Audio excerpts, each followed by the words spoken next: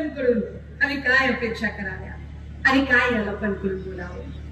दादा हो, ह्या सगळ्यांमध्ये ते रोज नव्या नव्या गोष्टी सांगत आहेत. काय गुलाब पाटील म्हणाले की काय 1 तारखेला घराच्या बाहेरच झोपा, लक्ष्मी तुमच्याकडे येणार आहे, नगर विकास खातं आपल्याकडेच आहे. आणि दादा, नगर विकास खातं फक्त 1 तारखेला दाखवायला नसतंय. नगर विकास खातं हे नगरांचा विकास करण्यासाठी असतं.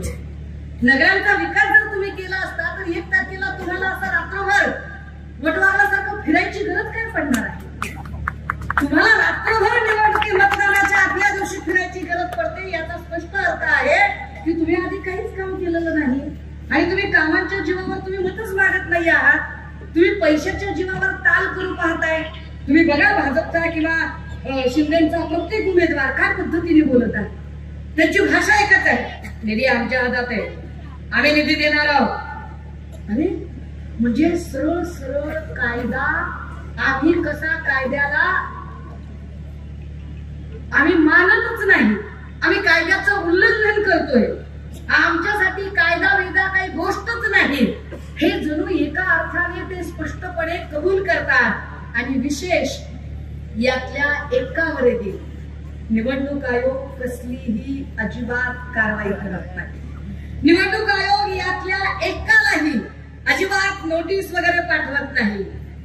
हे सगळं इतकं भीषण वास्तव आहे आणि ते सरळ सरळ बोलून दाखवतात की काही काम बिम करायची गरज नाही.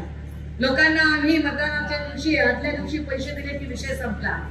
राजे हो, हे नीट समजून घ्या की आपल्या मताची किंमत जर ते अशी 2-4 हजारात करत असतील तर आपल्याला पुन्हा प्रश्न विचारायचा अधिकार असेल का?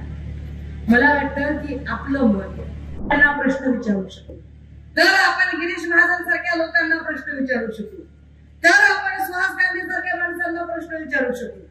अदरवाईज आपल्याला प्रश्न विचारायचा अजिबात अधिकार मिळणार नाही.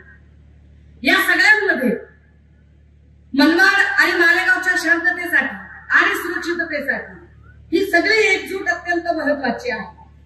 मला या गोष्टीचा आनंद आहे की ज्या उमेदवाराला नगराध्यक्ष पदाची उमेदवारी शिवसेना उद्धव बाळासाहेब ठाकरे पक्षाकडून मिळालेली आहे, हा उमेदवार अनुभवी उमेदवार आहे.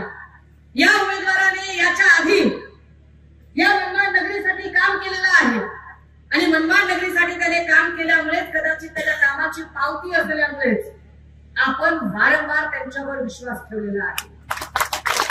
तो विश्वास त्यांनी प्राप्त करून दाखवलेला आहे. मधल्या काळात खंड पडला, जो खंड पडला त्याचे परिणामही आपण बघितले. या सगळ्यांमध्ये पुन्हा एकदा नवी घडी बसत